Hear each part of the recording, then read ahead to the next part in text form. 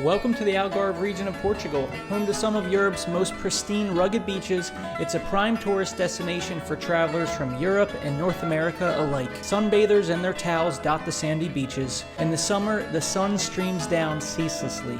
It hardly ever rains. For sale signs blanket townhomes, condos, and apartment complexes on seemingly every street. These are towns that have been lauded and irreversibly transformed as a consequence of their greatest sin, their beauty. On the eastern outskirts of this region, we can find Olhanense, a town struggling to maintain its tradition and identity in the shadow of mass tourism, facing inflows of global capital and rising costs of living. In contrast to the sprawling holiday havens like neighbors Albufeira, Lagos, and Faro, Olhanense can be considered one of the Algarve's more traditional coastal cities. And while tourism is well on its way to brushing aside fishing and canning as the main industry in this sun-soaked town, its people are seeking to forge a different future from their fellow Algarve brothers and sisters, to save and sustain their community. At the heart of this community, perhaps not as obvious as its cubist white architecture, its labyrinth of alleyways through the old fishing quarter, or the smell of seafood wafting from its renowned market, is its football club, Sporting Club Olhanense, or more officially now, SC Olhanense 1912. Driving eastwards from Faro on Route 125, looming behind a McDonald's like a city fortress wall, is the Estadio José Arcanjo, the club's home. If anything can echo the hopes and tribulations of this coastal community, it's Olhanense, a club of lions living through a phoenix era. Although currently in the Algarve Regional First Division, equivalent to the 5th tier of Portuguese football and decidedly semi-professional, I'm lucky to be visiting the club in the year of its centenario, the 100-year anniversary of its first and only national football title, the Campeonato Nacional of 1924. It's a crowning achievement that has established Olhanense as the only club in Portuguese football to have won a league title in 5 different tiers. The club has ebbed and flowed through the Portuguese football pyramid like the yachts and fishing dinghies in the town marina since 1912, making the club the 6th oldest in the entire country. Kindly connected with members of the club by my host Felix, I was invited to learn about and share the sensational, sorrowful, and hopeful journey of SC Olhanense and the community it represents. Let's start at the beginning, of my day at least, with Orlando Barros, who has been in club administration for 25 years. An owner of a computer tech shop by day, the club is one of his greatest passions, and he gave me a tour of the town, leading me first to Praça da Restauração at the Avenida Libertador. This was basically considered the main square, one of the most important streets within Olhanense, within the town. The club has got this exhibit about the 1924 champions, the story about how they had won the Campeonato Portugal that year, which is like a knockout cup competition, but it was the only national competition within Portugal at the time. This was from the final 4-2 over Porto, played at the Campo Grande in Lisbon on June 8th, 1924. And they've got the newspaper here, the headlines, they've got some photos from the match. Amazing. They've got a list of all the squad members. There were 5 teams within the club at that time. 5 levels of teams. A lot of this success came under the leadership of this man, the chairman, Candido Ventura, who was not the first chairman of the club, but one of the first and really helped bring them forward. At the time, Olhanense was a very successful fishing port as well, so it was a very productive industry in the city, brought a lot of money, a lot of resources in, so they're able to sustain, 5 teams. They're able to assemble players of a national caliber. One of their greatest ever players, Tamanqueiro, I'm going to say that wrong, but Tamanqueiro, Raul Figueiredo, played for many other clubs, but again, some of his greatest successes with Olhanense. And we've even got a player who is from India, from Panjim in Goa, Fausto Perez, their right halfback. So it shows kind of the mix of players, even in the 1920s, that they're pulling from different areas, although still the core of that team from Olhanense. They did such an excellent job with this exhibit. There's another aspect of the history here that's really important, that for Portugal's first ever victory as a nation over Italy, 3 of the players were from Olhanense, and that was the most of any club. So it just shows the impact and the influence they had at the time. After exploring the club's deep and proudest past, Erlander drove me to the stadium José Arcanjo to see the club shop, which honestly was a pretty quick visit, and then to the club museum, or Sala de Trofeos. I have to admit, as we entered a doorway that's always locked and ascended a musky, dark stairwell, I wasn't expecting much. Especially as I stood outside the museum door, waiting for Luis to unlock it, I couldn't even find a place to stand that wasn't covered in bird poop. When he noticed me sidestepping the droppings in vain, he said to me, "No one really uses this area. The birds use it." You can see that. But once the door swung open and the lights flickered on, I was extremely impressed. Expecting a glorified closet with cobwebs and cockroaches, I walked into a tasteful, dignified space covered from floor to ceiling in medals, trophies, photographs, and proper signage explaining the various exhibits. So these are the boots from the 1920s. Look at that. I think I would fall over if I wore these, you know? If I tried to play in these, I'd fall and be finished. So we're here in the trophy room for Olhanense, and they've got all these trophies from the academy, from the first team. We got to see the boots that one of the legends of the club wore in the 1920s. Got to see the medal when they won the Campeonato in 1923-24. 100 years ago, 100-year-old medal, amazing. And then here we've got all the banners, pennants, and things from other clubs that they've played against in the past, from Germany, Russian teams, definitely a lot of German, Tokyo from Japan, other Portuguese clubs as well, from France.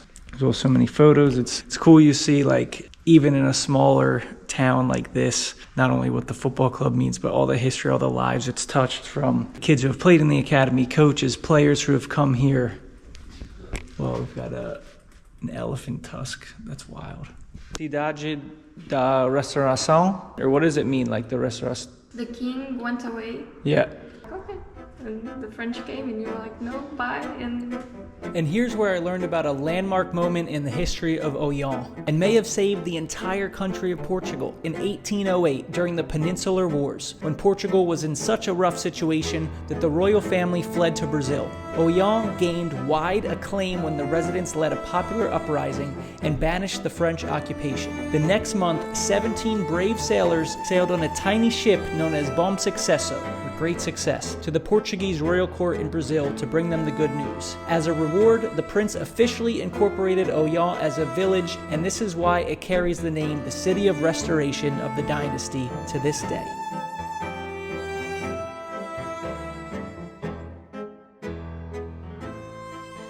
While learning the history of the town was definitely fascinating, one of the highlights of my day was a visit to 2 local establishments that are among the club's most faithful and generous supporters. First, O Franguinho restaurant for a fantastic lunch of local clams from the Rio Formosa, plus some of the best fried chicken I've ever had. Thank you to the owner, Mr. José Pin, for the hospitality. And after lunch, a visit to the Sete Estrellas Tavern, a watering hole where locals and tourists rub shoulders over pints of Sagres beer or a nice port wine. Located 1 block away from the historic market, I was given an ad hoc tour through the past by proprietor Eduardo Efigenia, whose brother is Reina Enrique Efigenia.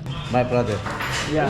One of Olhanense's best ever footballers, and known as the eternal captain of the club. He served for 20 years through the 50s, 60s, and 70s. We got some kind of piece of memorabilia here. What's the name of that, of the fire? Oh yeah, the matchbox. Matches, wow. Matchbox, yeah. With his drawing on it. That's amazing. For 1961.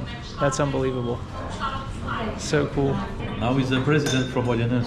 Is this the old Padinha Stadium? Padinha Stadium. Okay. Yeah, with the, wow, it's almost like a castle there. Yeah, so cool. So we've got the shirt here of Luciano Fernandes, who was an Olhanense player who went to Benfica. While I was admiring the relics of the club's past, I learned the story of Luciano Fernandes, a local boy who came up through the ranks and eventually played for the national team. His abilities as a center back were noticed by Benfica, then European Cup champions. In 1963, he transferred to the Portuguese Giants and won 3 league titles before tragedy struck. On the 5th of December 1966, Luciano and 7 teammates, including the all-time legend Eusebio, were trying out the club's new hydro bathtub. In a shocking turn of fate, the bath short-circuited and electrocuted all 7 players. 3 teammates were severely burned, 3 more were knocked unconscious. Being the only player fully submerged under the water, Luciano died immediately. A tragic ending for a young man only 26 years old. The team played the rest of the season in black kits and won the league in his honor.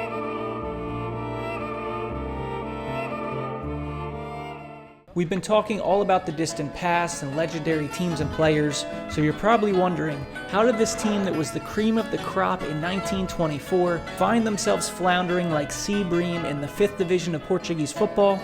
Well, to first set the record straight, administration, fans, and players will contend that the club is rising, humbly accepting its phoenix status, rising from the ashes of arguably the most difficult financial and sporting period in its tumultuous history. Let's fast forward to 2009. Olhanense has won the 2nd division and secured promotion to the Portuguese Primeira Liga. The club, whose town population of 45,000, which could fit in some of its rival stadiums like Benfica with 60,000 or Porto or Sporting with 50,000 each, has finally returned to the top flight. The club scrapped and stayed alive for its first 2 top flight seasons before an impressive campaign in 2011, finishing in a respectable 8th place and winning 39 points, their best ever performance in the top flight. Compared with Porto's budget of 95 million euros, Benfica's 50 million, and Sporting's 40 million, the Algarve's only top flight team had a meager budget of just 1.4 million euros. At this time, the club boasted 5,000 socios, or paying members, representing 11% of the town itself. But how quickly things changed when 2 years later the club was relegated. Lackluster performance on the pitch was a symptom of deeper-rooted issues at the club. In its fateful 2013-14 season, the club formed a Sports Public Limited Company, or SAD in Portuguese football, which took over 80% of the club and its assets. This is a common practice in Portuguese football and is intended to ensure more professional, accountable management of football clubs, which for all intents and purposes outside of tourism, make up one of the country's largest industries. Here's where we can find the beginning of the end. 2013, the club was reportedly in 4 million euros of debt and struggling with the threat of financial ruin, so as a desperate measure to rescue itself, formed and sold the SAD to an Italian football investment group. The plan was similar to what we've seen many times in modern football. An ownership group comes in to find and funnel hot prospects from a smaller market club like Olhanense onto bigger, more lucrative markets within Europe. The profits from these player sales would fund and sustain the club. That was the plan, but it didn't quite work out that way. In 2014, a year after the new ownership group took over the club, members of that same group were under criminal investigation back in Italy for dealings over the club they owned there. Not exactly an encouraging sign for fans of the Portuguese club who were hoping for a lifeline.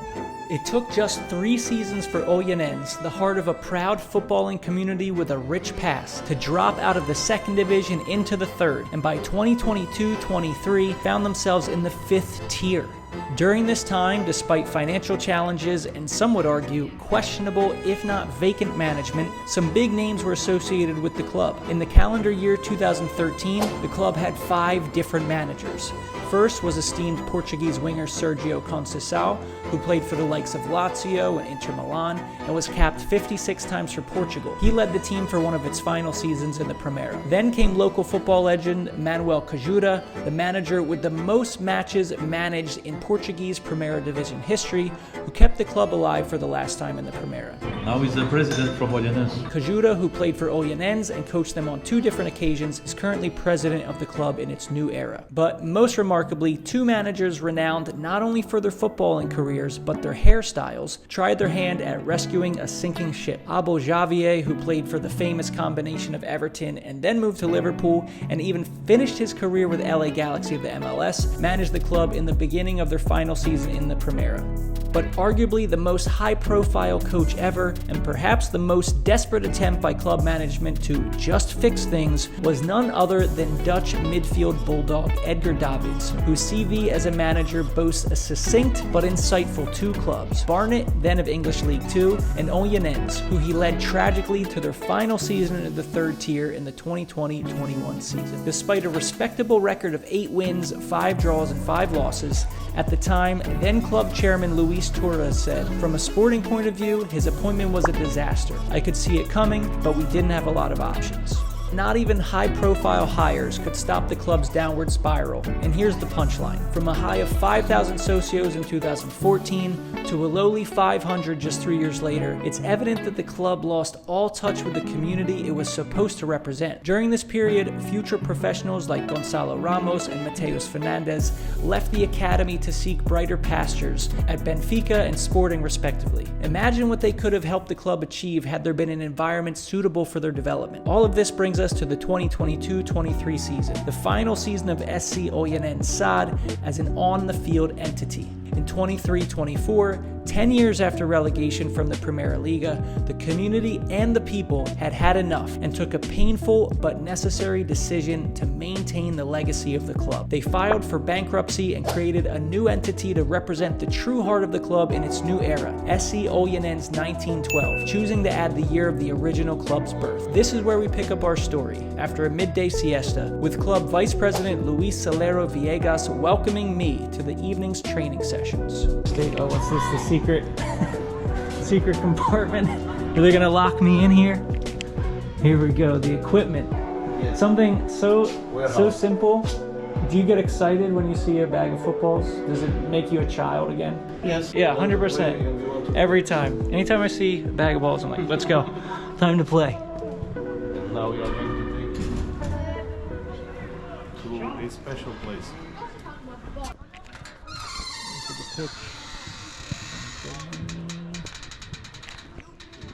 Voila.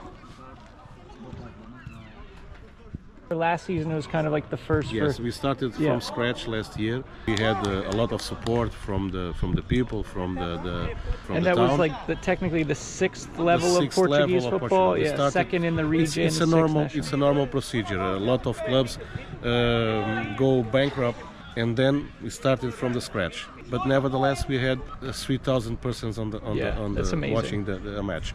Because how many people live in Olhão?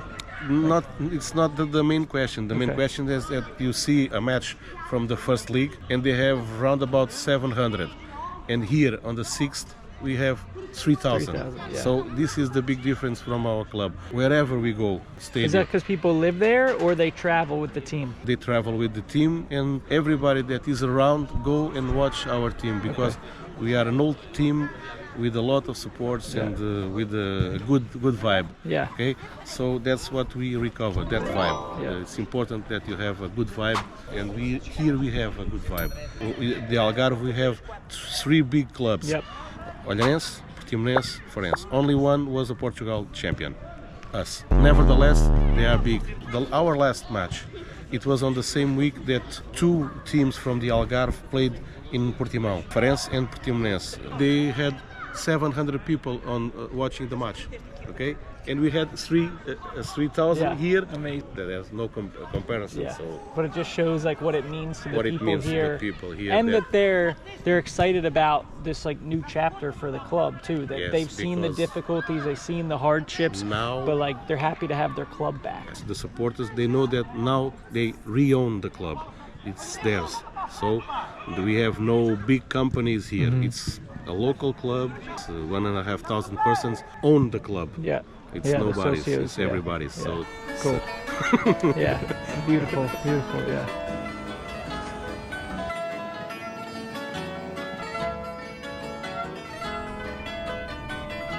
So enough of the storytelling, let's get to the pitch, and it was time for training. You ready, the GoPro boss? We had club captain and starting goalkeeper Thiago Maia strap on the GoPro for his warm-up.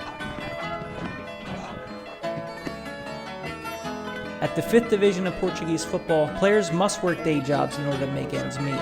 Thiago, for example, is a real estate agent. I like to be here to get a massage. So. Center back Nuno Pires, who gave me his shirt, thank you Nuno, works during the day as a hotel concierge, and even Luis, our club vice president, is primarily an attorney and still works an arduous circuit of 6 district courts in addition to his intensive role at the club. some of them go to school tomorrow at 8 a.m. and some go to their works at 7:30, 8 a.m. So they have to sleep fast. Yeah, and sleep well to get more energy for the next day. The success has 3 keys. It's the rest, the food, and is the charge of the training. The club only controls the training, so they have to be clever.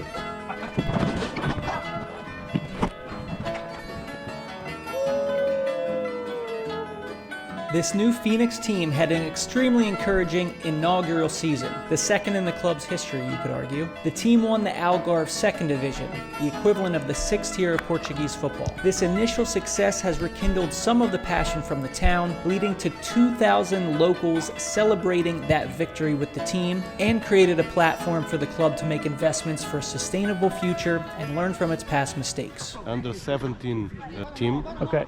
One of the things that we did, we changed the natural grass for synthetic, so that we could bring here all of the teams. Yeah, we from have the academy, yeah. all the kids, we have all the family together. Do you think it's important for the little kids to like play in the stadium and get the feeling of what it is Yes, to it is. play Yes. for the club? Yes. Yes. Play for the badge. It's important, Yeah. so that you can feel the club. You can feel that someday you will be here. Yep, exactly. It's important that you feel the lion, so that you Yeah. become a lion. First you have to watch, then you learn, then you become. The identity starts with simple things, like they all wear the same jersey, so that the first team, the little ones, they all play red. Yeah. So. Yeah. Part of this new era of the club is the birth of a women's team, which is in its first season and playing in the Portuguese 3rd Division.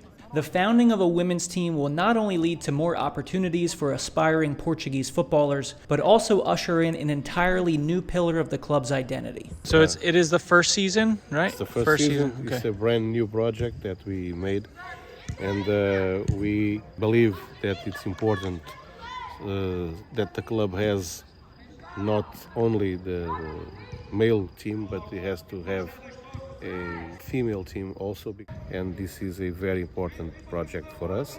They are resilient. They really want this, like a big desire to make it better, and they want to make it a lot better. For all that we've talked about community and football's role for people, the fact is that Olhanense must survive in a competitive dog-eat-dog world. And to do that, club leadership is under no illusions. They must get results. So when you start from scratch, you only have one way, like the music, the only way is up. Yeah. So we want to go up, they want to go up with us. They want to be a part of a process that is winning. When you start losing support. You lose associates, everybody wants to win. Everybody wants to be associated to the winning team. And they buy the shirts, they buy the tickets, they buy the boxes, everything. So that's the hard thing with football, is because it's so difficult to get the results, but everything depends on the results, right? It's not difficult to get results. Work hard, and then you have to understand that in some time you have to be a little bit nuts. It's like a field.